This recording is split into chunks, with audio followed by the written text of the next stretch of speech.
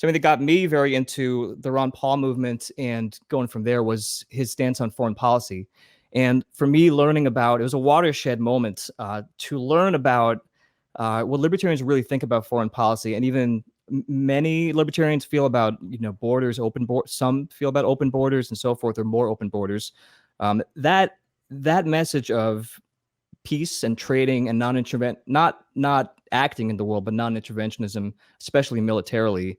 When you look at the history of both parties, including the Democratic Party, I mean, that is a knockout argument for an 18-year-old, even a woke-leaning, left-leaning 18-year-old who... Can I pause for a second and just note that we got Brian on here who's getting Congressman Massey on, and our typical lineup includes like homeless people that believe in Bigfoot. Welcome to the Brian Nichols Show, your source for common sense politics on the We Are Libertarians network. The Brian Nichols Show is the fastest growing liberty podcast that brings together people from all means of political thought as we seek to have meaningful conversations about the issues you care about. At the Brian Nichols Show, our goal is to leave the audience educated, enlightened, and informed. And now your host, Brian Nichols.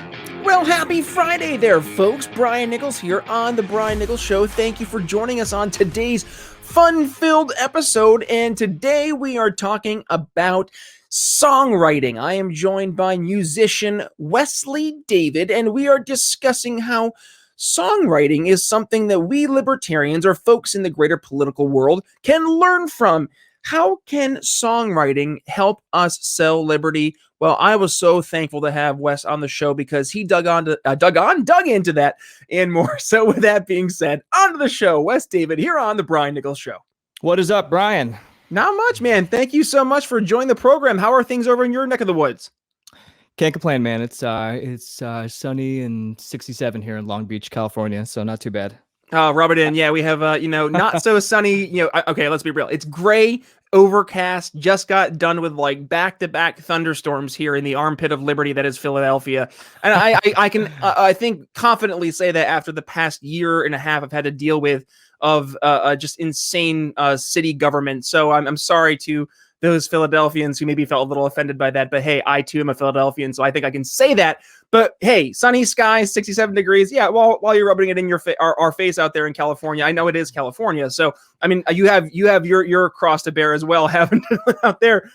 So let's start things off, right? You're from the music world. That's partly, I'm sure, the reason you're out in California. But you're approaching this liberty world and this kind of conversation that you're entering into today from a different lens, more of an artist, more of that perspective in that music realm. So let's do a quick introduction to the Brian Nichols Show audience. Who is Wesley David, and what is this Wesley David music we've heard so much about?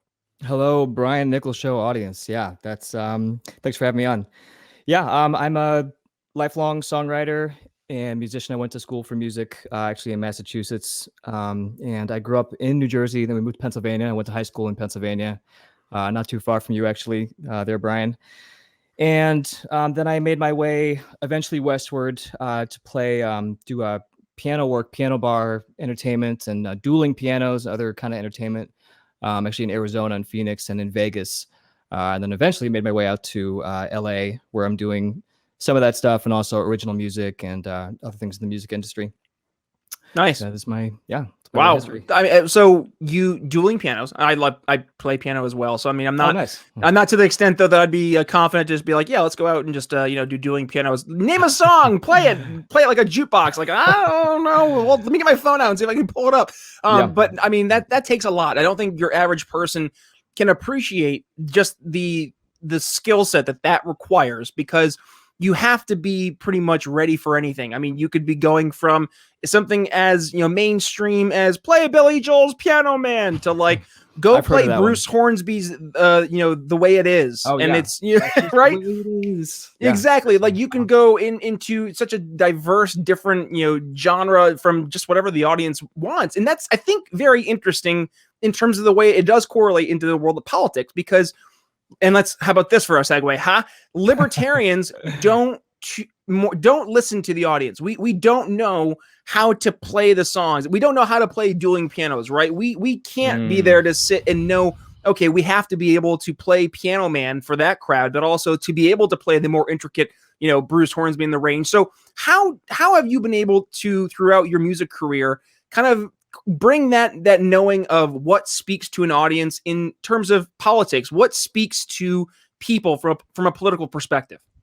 That's an excellent question. So you're tying like those songs to philosophical parts of the liberty movement, maybe like foreign how about policy, that? Billy Joel, or why not? Yeah, it's a fine line between my life, right? My life is like an overtly libertarian song. Yeah, it is for sure. Yeah, there's a lot of or there used to be a lot of confident individualism in music and rock and roll. I think there is a little bit still, like in some I don't know, hip hop or something, but yeah, I mean it's a tough thing. I'd be lying to the audience if I said I was, and since the pandemic, actively a participant in libertarianism as far as like the party goes or anything like that. It's more, I'm definitely more of an outsider right now, but I think that libertarians, I think all groups do this. All groups focus on a human tendency just to want to be right, because we all feel our psychological, like our what they call like our basic narcissism. So we all believe we're right, we want to be right,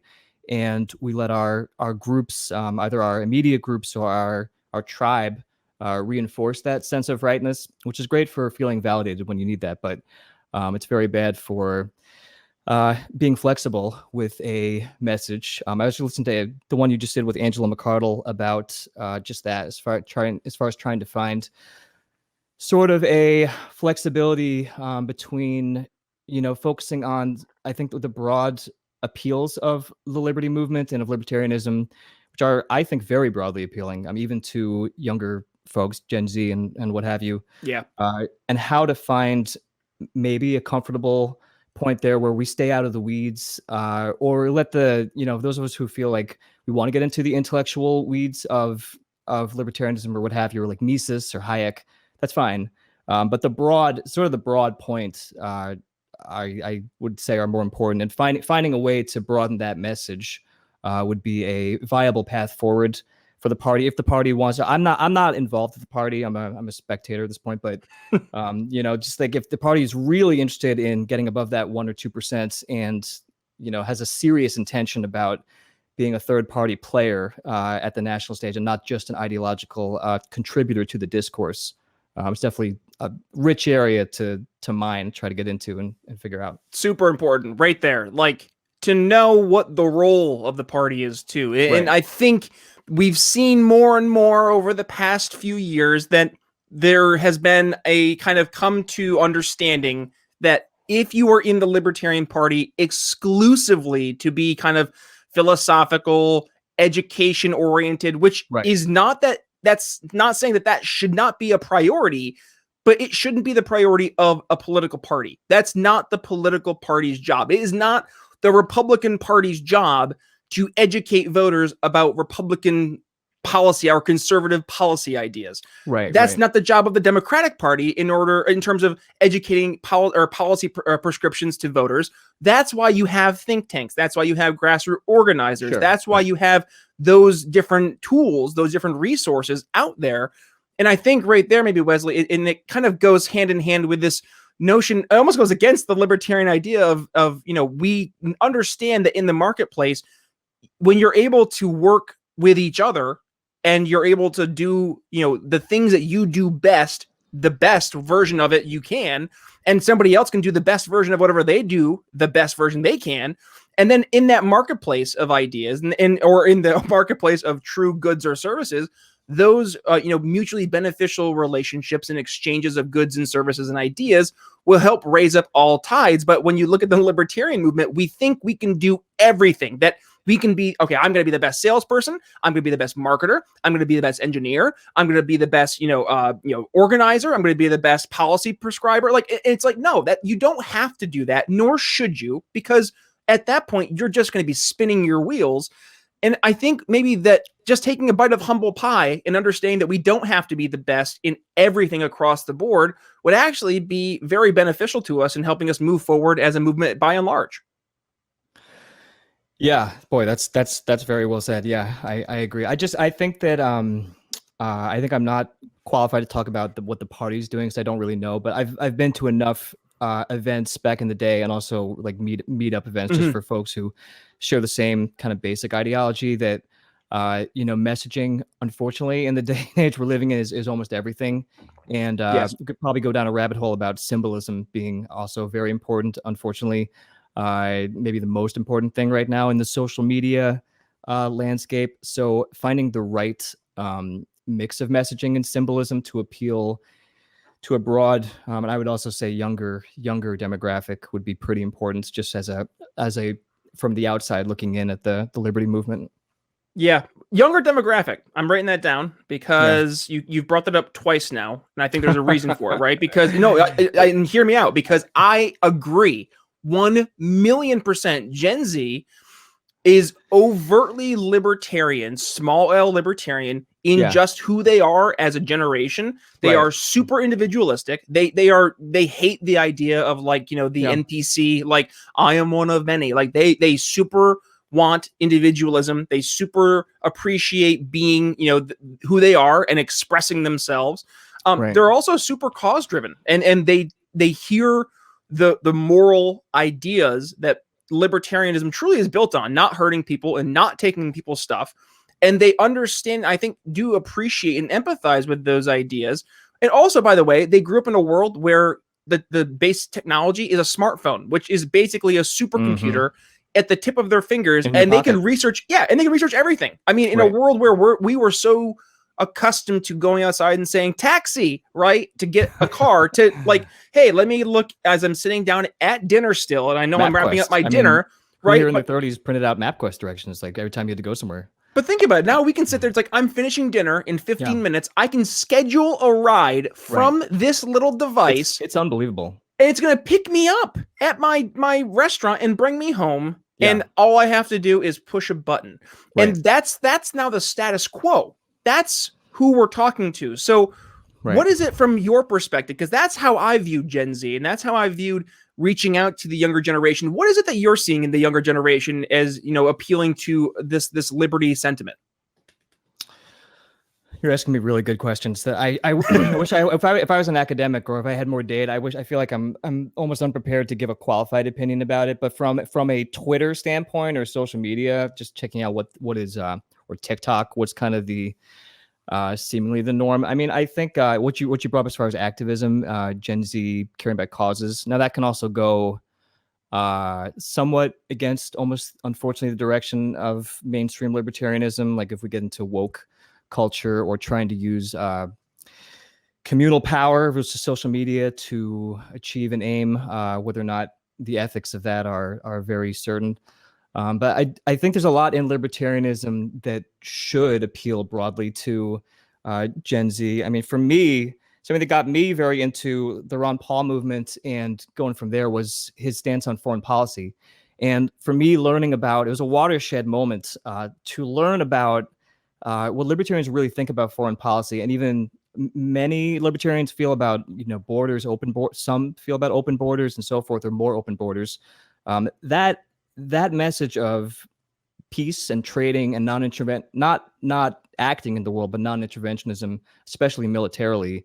When you look at the history of both parties, including the Democratic Party, I mean, that is a knockout argument for an 18-year-old, even a woke-leaning, left-leaning 18-year-old who, perhaps from a cultural standpoint, might not have the most in common with a fair amount of libertarians, kind of white libertarians, if I can say that, but nevertheless, there is such an overlap there with wanting, to move away from the U.S. empire project, which most libertarians are also first on board with. That we don't want. I will never forget Ron Paul saying at a breakfast meetup I went to actually in Arizona, why do we have so many military bases? I mean, not just from the cost, but also from the ethics standpoint and from the optics standpoint. We have military bases with the most advanced weapons that could destroy the world over in friendly nations, in Germany, and in many nations which we were allies with. Why aren't we able to philosophically look back into the ethics of that and really examine? I don't think I think for most libertarians to reanalyze that would not be to diminish the U.S.'s power, or the power of the dollar, or the power in a positive way, but to diminish what we don't even need anymore. The Cold War is over. You know, we're not. Right. This is long. You know, the wall has fallen. So Ron Paul would talk about that. That's kind of what got me into liberty a little bit. So I think there's more than that too. I think there's a lot of a hopeful message and a message of you know, you do you, boo, could be summarized for Gen Z as like, hey, that's it. That's what the party is about. That's a very promising message.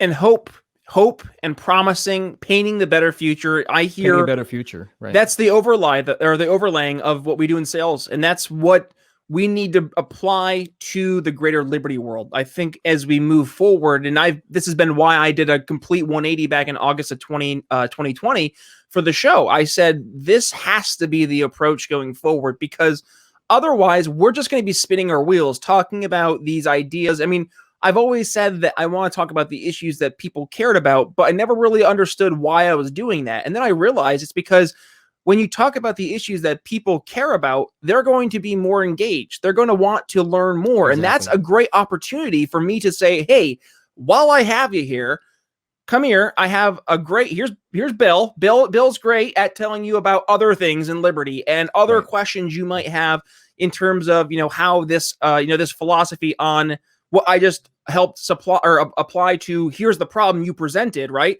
And here's how it can be applied to other areas in life. I think that's where we're going to find more value. And that's candidly what I've been finding has been working is playing that kind of that role. So you come in from a music perspective. You have this as your tool. What is it? Because and I'll frame why I'm asking the question this way. When you're writing a song, you're writing it for two reasons, I'm assuming. Number one, because you want to get what's in here for the audio listener. I'm pointing at my mind because I get it. Like you hear the song in your head and now you're just like, what tools do I have at my disposal to get it out there? But then number two, also, what will people like? And I know we don't want to always say that we like to like acknowledge that that's what we are thinking about, because we don't want to always be thinking about what will people like, but like what will help get this song to get stuck in people's head that they want to keep coming back to playing the song over and over and over again. So I think that formula is something that I see some similarities to, but talk to us. You know, you're the professional musician. What's your kind of formula for a song, and how can we learn from when you're writing a song when we're trying to help sell liberty?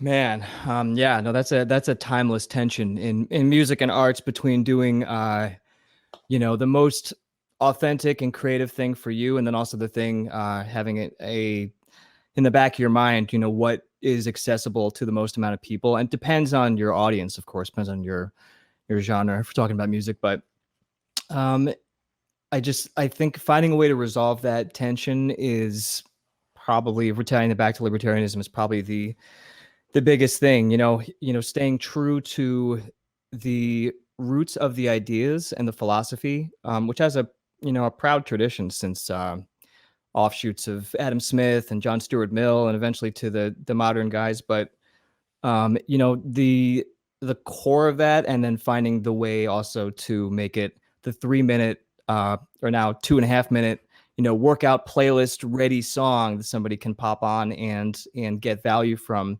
They can go deeper if they want to. I hope this is sort of what you were saying. I mean, my music is I'm an indie rocker, and piano bar is a lot of classic rock and roll and top 40 and some newer music too. But it's kind of a lot of meat and potatoes music. It's funny in music. It's definitely a timeless tension between like record labels and bands and artists. The band comes in with album, each song is like 10 minutes, like Stairway to Heaven. This is back in like the 70s or 80s or something. And the record guy's like, I don't hear the single, where's the single? So just finding a way to, it's like got to give people the single. If you want them to buy the album, you got to give them the single first. Yeah. Well, I mean, so one of my favorite bands at this point, my audience is like, we get it, Brian, you like AJR, but I'm sorry, I love AJR. I think they're a really fun band, and they do it really well. They can hit you with a single that you're like, ooh, that's good. and then they catch you with the rest of the album and you're like, damn, that's all really good too. So Right. like they'll hit you with Bang and everybody's like, oh, I know the song, bang, bang, bang, here we go, right? Like, and then you go and you click on that and you're like, oh, that's part of their OK Overture album. And then you start listening through that, and then I discover 3 O'Clock Things, and I'm like, oh, 3 O'Clock Things. I really, really like 3 O'Clock Things because I can relate to a lot of the lyrics in that song. And then you start going through the rest of the songs, you're like, oh, I like this one too. That's how I think it works when people are looking at liberty. We have to be Bang. We have to be name the single hit here, right? We have to have those people. We have to have those ideas, those policy prescriptions. We have to be presenting those hit singles in order to get people to come into the conversation with us, right, and then to want to look deeper into the album, right? And I think that's maybe a really cool, maybe a comparison we can draw here, because I think it does correlate very easily to the world of music into the world of liberty. So how about this, as we're kind of segueing more towards the end of the show, what would you say, Wesley, is you're approaching the world of liberty? What are some of the things that libertarians can do better when we're trying to reach people from the eyes of a musician? Man, I was I was all geared up to talk about rock and roll and piano bar. This is great.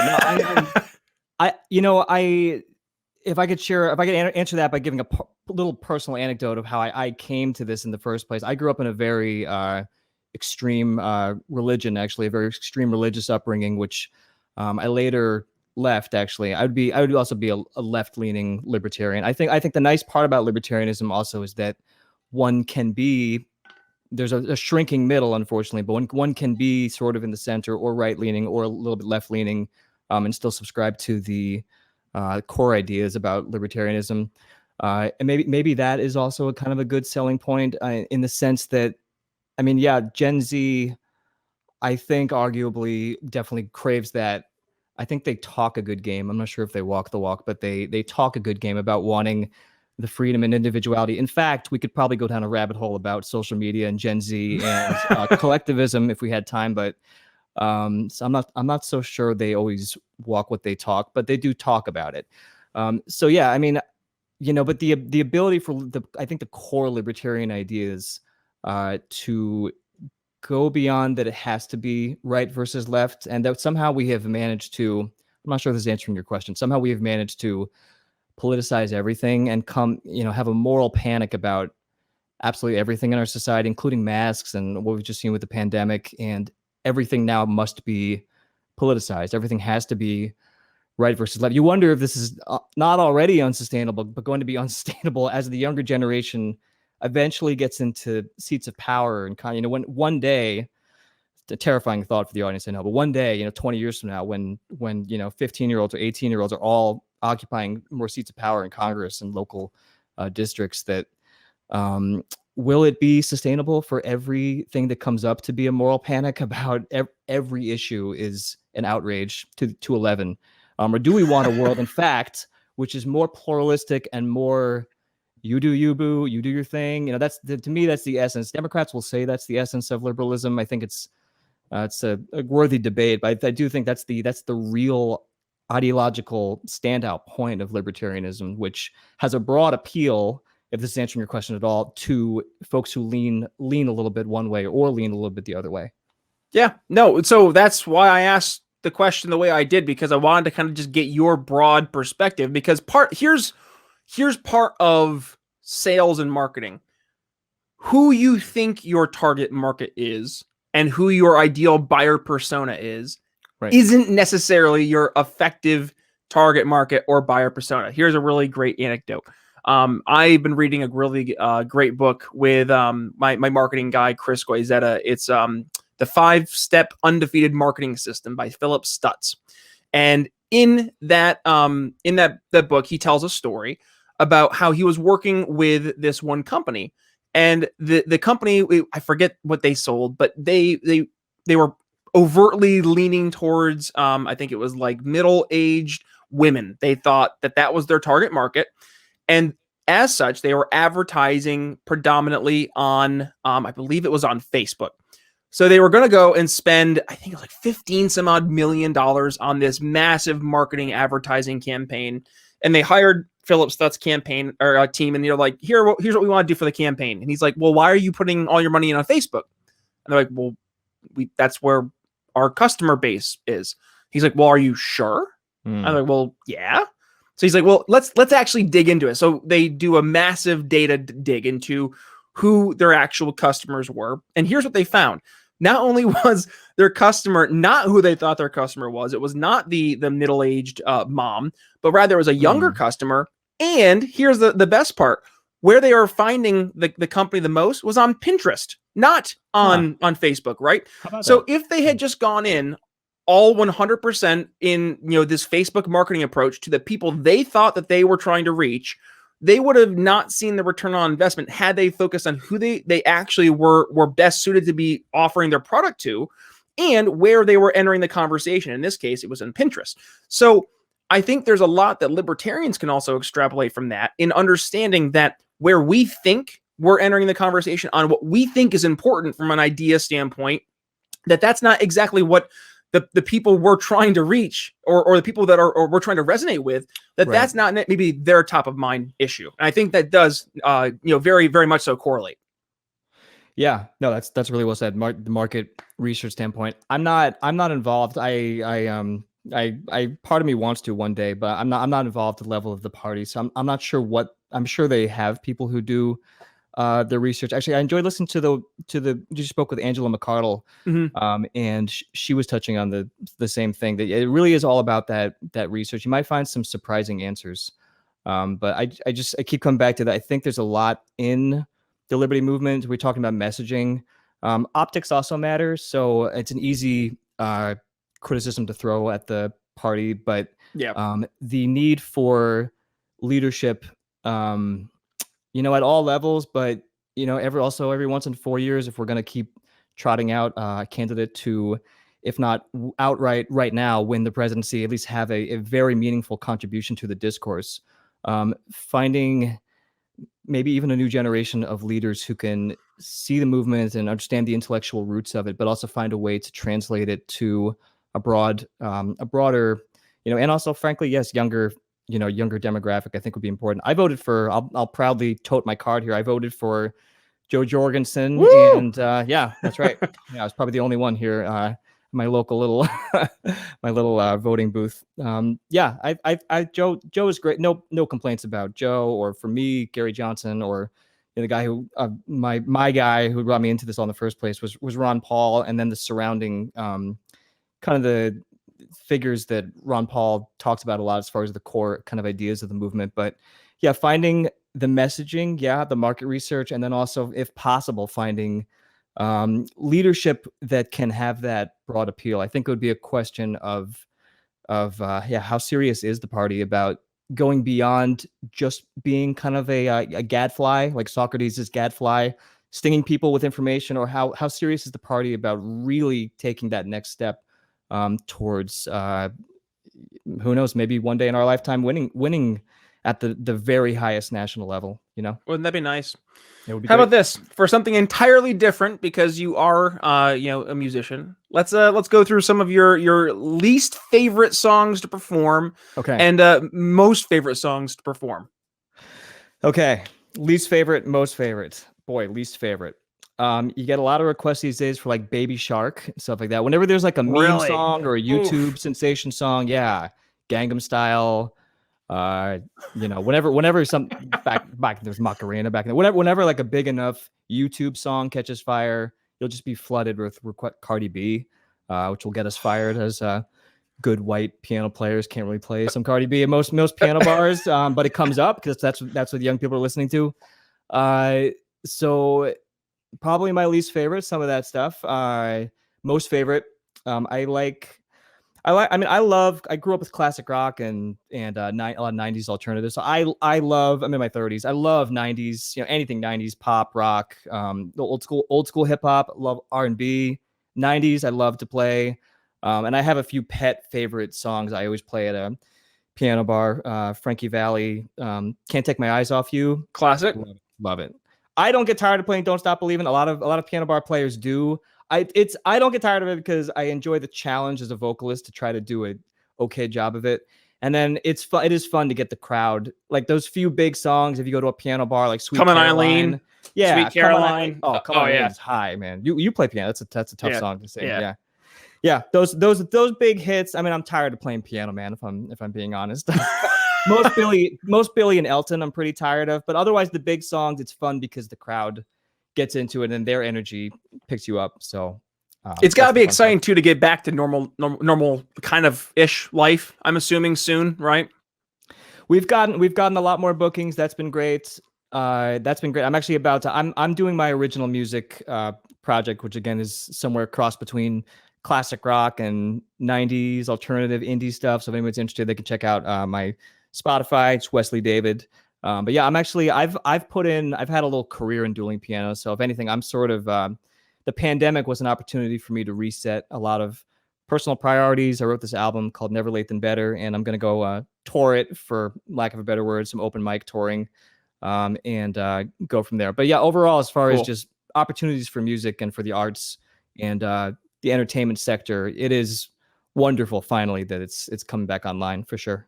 Exciting stuff, man. Well, hey, Wes, thank you so much for joining the program. That was, a lot of fun. And definitely, folks, if you're interested in learning more, we'll include the Spotify link to Wesley David's music. So, folks, if you're interested, go ahead and give him some support there. But that being said, thank you so much for joining us here on the Brian Nichols Show. Thank you, sir. Thanks for having me. Alrighty, folks, that's going to wrap up my conversation with Wes David. Thank you for joining me on the show today, Wes. And thank you, folks, for joining us here on today's episode of The Brian Nichols Show. Yes, we learned how we can learn from songwriting to help us sell liberty and why branding is so important. And we can help learn how to do that through effective storytelling. And yes, storytelling, songwriting, it goes hand in hand, as we talk about here on the show all the time. I know you guys are like, Brian, we've heard this story a bajillion times. I get it. I know you're like, listen, tone it down. No, this is consistency in sales. That's what sells, is consistency as well. So being consistent on what works, that's what we're going to be focusing here on the Brian Nichols Show. So with that being said, if you enjoyed today's episode, you got something of value, well, do me a favor, go ahead and share it. And when you go ahead and share it, please go ahead and tag yours truly at B Nichols Liberty, Twitter, Facebook, minds.com, and parlor.com. Also, if you enjoyed today's episode, email me, Brian at briannicholsshow.com. Also, if you think you could be a good guest, or if you know of a good guest, you represent a certain someone in either politics or for a certain company, whatever it may be, please email me, Brian at briannicholsshow.com. Would love to hear your pitch and why you think you'd be a great guest here on the show. Also, like DEFCON 20, Michael Scarn, what's that, threat level midnight? There we go. I need your help. Like, peek behind the curtain. I have a problem. I don't have a candidate for this coming Sunday's episode again. Now, thankfully, Jacob Turner jumped in clutch last week, joining us on last week's Sunday candidate highlight series.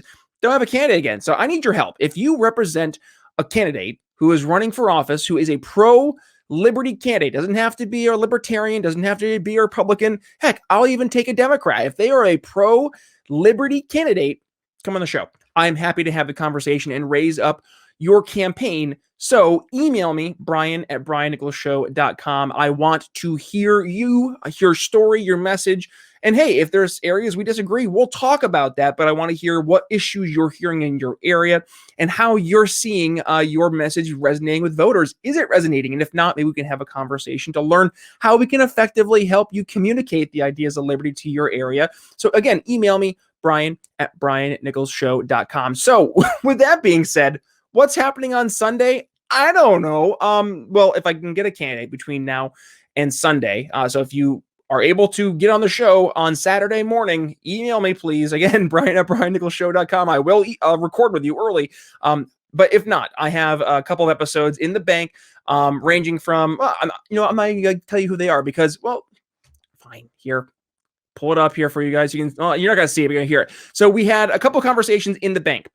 3 awesome episodes I've recorded. One with Wiley Gray. Now, Wiley Gray is from veteransofwar.org, which is a great organization helping with plant medicine alternatives for a lot of issues in terms of PTSD, traumatic brain injury, so on and so forth. Kind of goes hand in hand with the microdose.buzz or event, the heroic dose that I was one of the not panelist. What the heck was I? Moderator. I was like, what the heck is the term I was going to be? I was the moderator for the Heroic Dose.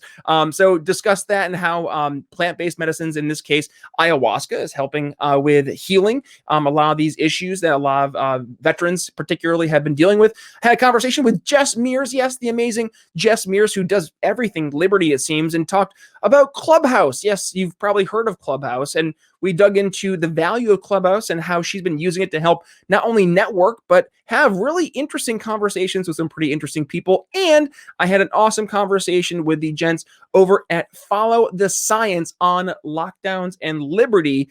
We learned exactly why they are doing this awesome documentary that, yes, does follow the science. And we recorded this episode actually back here early this week as the Fauci emails were released. So, that was fun to dig into as well. So we have 3 episodes that I can choose from, but I say that very loosely, but I want to have a candidate. So number 1, if you can hop on the show between now and Sunday, email me, brian@briannicholsshow.com. But also, if you are a candidate, I want to hear from you.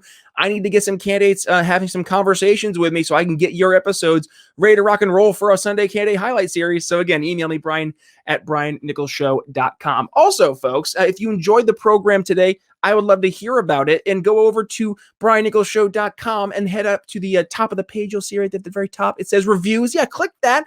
And when you click that, you can go ahead and give us a quick, 5-star rating and review, and tell folks why you listen to the program. What value do you get from the show? I would love to hear about it. And also, if you could do me a favor, if you've not had the chance yet to become a supporting listener, well, what's holding you back? You're here every single week, so you're getting something out of the show. Well, why not take it a step further? Become a supporting listener of The Brian Nichols Show. Yes, our patreon.com/The Brian Nichols Show. All my account executives and my entry-level sales executives get one of these awesome don't hurt people, don't take people's stuff bumper sticker. There we go. It's been a day. We're going to get through this together, folks. I promise. And I know I've been saying that every week, because here's another peek behind the curtain. On top of my full-time job, on top of working out in the morning at 5 a.m. every single morning, and doing sometimes 3, 4, 5 shows in a day, I also am a person, so I get tired, believe it or not. So yes, it's been a day, but thank you for sticking with us as we're going through on hour 17. I don't know what hour it is right at this point, but we're growing something here at the program. And here, I'll take a step back. Why I say that? Because we're doing something really cool here at the Brian Nichols Show, at the Greater We Are Libertarians Network. We are growing. We're talking to amazing people. We have our Sunday Candidate Highlight Series. We have our conversations with Jeremy Todd and Chris Guizetta, where we're talking about sales and marketing specifically for the Liberty world.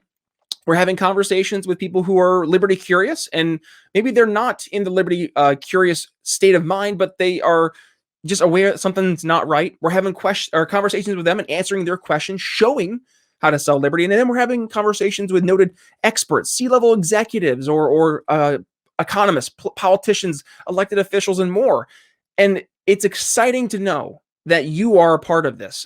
Beyond if you're a Patreon subscriber or supporter rather, which I'm so thankful for you guys out there who are supporting us. Thank you so much from the bottom of my heart for supporting not only the Brian Nichols Show, but what we're doing here and trying to reach more people and helping sell Liberty, meeting people where they're at. This is not possible without you. Also, at the big channel, yes, we are selling advertisements. So we are reaching collectively over 50,000 or so people per month as a network. So if you have a business, or you are looking to reach a market of people who are engaged every single week, downloading every single podcast, well, we're right now collecting opportunities for you to advertise on not just my program, but the entire We Are Libertarians network. So if you're interested in hearing about how you can advertise on the We Are Libertarians network, and yes, hit all 50,000 of you downloaders, subscribers, listeners that we have every single month, email me, brian@briannicholsshow.com. I am so excited to tell you more. So coming up here on Sunday, I don't know. We'll see what happens. So strap in, folks. If I get a candidate, thumbs up. If not, you're going to be hearing from one of those 3 conversations I previewed there before. So that being said, folks, thank you for joining us here on today's episode of The Brian Nichols Show. It's Brian Nichols signing off for Wes David. We'll see you Sunday. Thanks for listening to The Brian Nichols Show. Find more episodes at briannicholsshow.com.